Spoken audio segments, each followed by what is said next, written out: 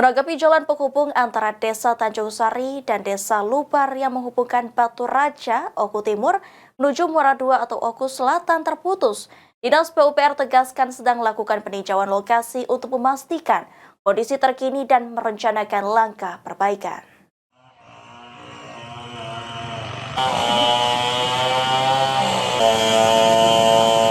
Menanggapi akses jalan penghubung antara Desa Tanjung Sari dan Desa Lubar yang menghubungkan dua kabupaten, yakni Batu Raja Oku Timur menuju Muara II Oku Selatan terputus akibat amblasnya jalan. Asisten 2 Bidang Ekonomi, Keuangan, dan Pembangunan Pemerintah Provinsi Sumatera Selatan Basyarudin mengatakan bahwa tim dari Dinas PUPR saat ini sedang berada di lokasi untuk melakukan peninjauan. Pemerintah Provinsi Sumatera Selatan akan segera melakukan langkah-langkah perbaikan agar akses jalan ini bisa segera pulih dan kembali digunakan oleh masyarakat. Karena kondisi jalan yang terputus sangat berdampak pada mobilitas warga, baik dalam kegiatan ekonomi, pendidikan, maupun kesehatan.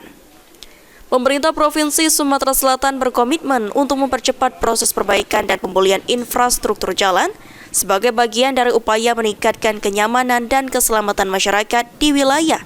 Dan diharapkan dalam waktu dekat, jalan yang ambles ini bisa kembali diperbaiki dan digunakan sebagaimana mestinya.